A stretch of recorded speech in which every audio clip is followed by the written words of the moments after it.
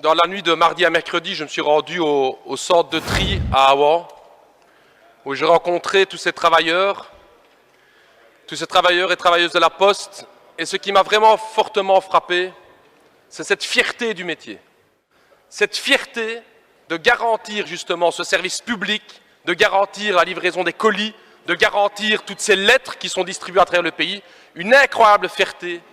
Mais en même temps, je dois vous avouer vraiment d'avoir été choqué des conditions de travail qui m'ont été relatées ce soir-là.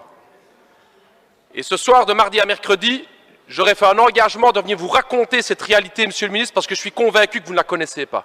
C'est impossible. Savez-vous que des jeunes DA qui sont embauchés là-bas touchent 1 180 € par mois? Est-ce que vous savez que j'ai rencontré là-bas quelqu'un qui travaille depuis 14 ans en intérim dans le centre de tri? J'ai rencontré des dames dont le dos était complètement détruit dans le centre de tri. On ne supporte plus de continuer à bosser comme ça. Et on ne connaît pas cette réalité-là.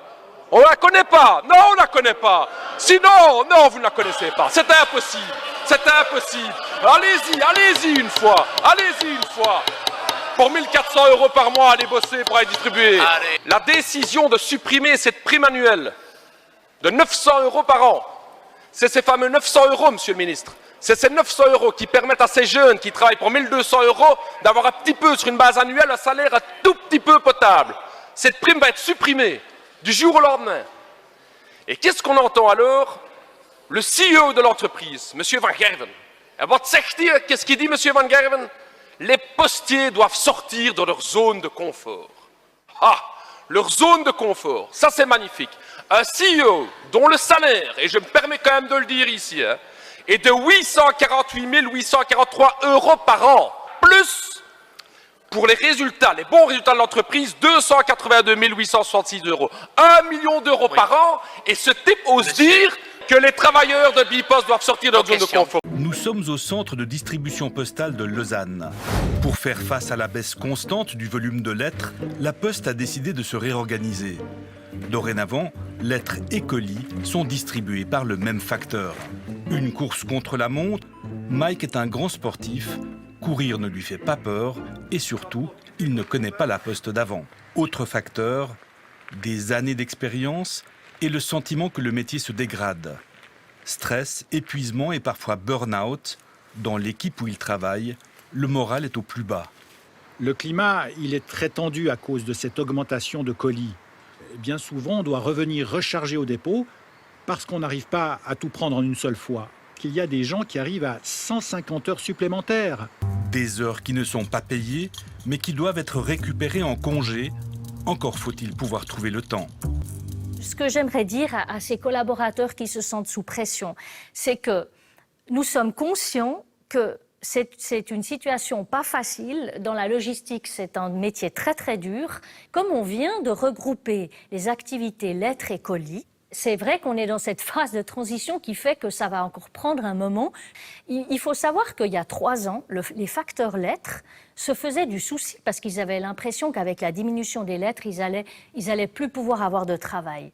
Or, puisqu'on a regroupé les deux entités et puis qu'on fait face à un boom de colis sans précédent, cela nous aide justement à assurer ces emplois et à les maintenir. Les heures passent très vite parce qu'on n'a pas le temps vraiment de regarder l'heure, se dire c'est à quelle heure je vais terminer et tout. Les tâches du facteur ont tendance à se multiplier. Depuis peu, la récupération de matériaux à recycler fait aussi partie du job. Ici, des capsules de café usagées. On peut confier à son facteur aluminium, habits usagés, cartouches d'encre, appareils électroniques ou encore bouteilles de PET. On n'est plus vraiment des facteurs, on est plutôt des logisticiens de nos jours. Seulement voilà, pour de nombreux facteurs et factrices, l'évolution du métier a des limites. Marion, nous l'appellerons ainsi, cumule beaucoup trop d'heures supplémentaires. Pour elle, son équipe est en sous-effectif, tout le monde est un peu à bout. Vous-même, vous vous sentez comment? Assez fatigué. Le soir, on se couche tôt, on se lève tôt aussi le matin.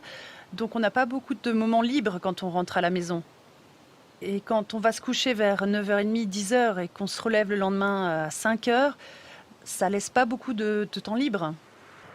Ces collaborateurs devraient s'adresser soit à leur supérieur hiérarchique, ou s'ils ne le souhaitent pas, ils veulent le faire de manière anonyme, ils devraient s'adresser soit aux ressources humaines ou à une plateforme externe anonyme qui s'appelle Post Courage, où on peut aussi signaler tout problème qu'on peut avoir.